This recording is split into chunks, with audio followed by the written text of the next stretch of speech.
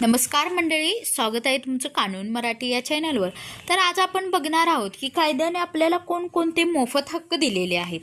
आपल्याला माहिती आहे का, कायद्याने आपल्याला काही असे अधिकार दिले आहेत जे आपल्याला मोफत मिळतात, पण बहुतेक वेळा आपल्याला याची माहिती नसते आणि माहिती नसली तर ते अधिकार आपण वापरणार कसे हे कसे कळणार आपल्याला.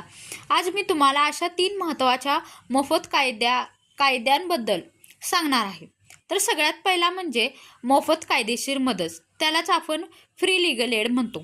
समजा एखाद्या गरीब व्यक्तीला न्यायालयात केस लढवायची आहे, पण त्याच्याकडे वकील ठेवण्या इतके पैसे नाही आहेत. एखाद्या माणसाकडे पैशाची कमतरता असेल, तो आर्थिकदृष्ट्या जास्ती कमवत नसेल, तर त्याने न्यायालयात जायचे नाही का? कारण का आपण बघतो आपल्या समाजात वकिलांची फी जरा जास्तीच असते, त्यामुळे त्यांनी न्यायालयात कधी जायचंच नाही का, कोर्टाची कधी पायरी चढायचीच नाही का? तर असं नाही आहे. यावेळी आपल्याला काहीतरी हक्क दिले आहेत, अधिकार दिले आहेत, ते आपण समजून घेऊया.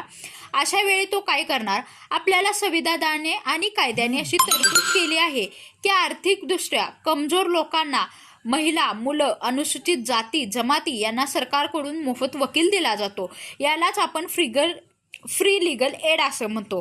यासाठी प्रत्येक जिल्ह्यात लीगल सर्व्हिसेस अथॉरिटी असते. तुम्ही जिथे अर्ज केला की तुम्हाला मोफत कायदेशीर मदत मिळते. याचा उद्देश साधा आहे, गरीब असो किंवा श्रीमंत, न्याय सगळ्यांना समान हवा. म्हणजे असं नाही की ज्याच्याकडे पैसा आहे तोच फक्त न्यायाची पायरी चढू शकतो किंवा त्यालाच फक्त न्याय मिळेल, असं नाही आहे. तर आपल्या समाजाने आपल्याला ही तरतूद करून दिली आहे की आपण गरीब जरी असलो तरी आपण वकील हे आपल्यासाठी नेमू शकतो आणि आपला जो काही प्रॉब्लेम आहे किंवा आपल्यावर जे काही गुन्हे झाले आहेत त्याच्यासाठी न्याय मिळवण्यासाठी देखील आपण कोर्टात जाऊ शकतो.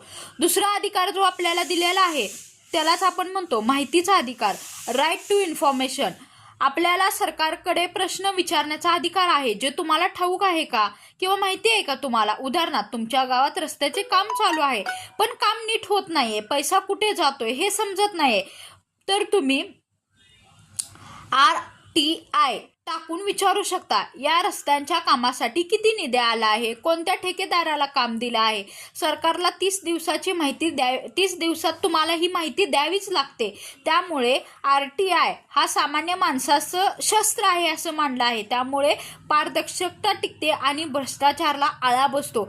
बघू शकतो आपण आपल्या समाजात आता कित्येक तरी असे काहीतरी गोष्टी घडत आहेत की त्यामुळे जो निधी आहे तो काही ठिकाणी नीट योग्य तो प्रकारे वापरला जातो, पण काही ठिकाणी नीट योग्य तो प्रकारे वापरला जात नसेल तर तुम्हाला त्याचा अधिकार आहे की नेमका निधी किती आलाय, त्या नेमक्या म्हणजे त्या निधीचं इम्प्लिमेंट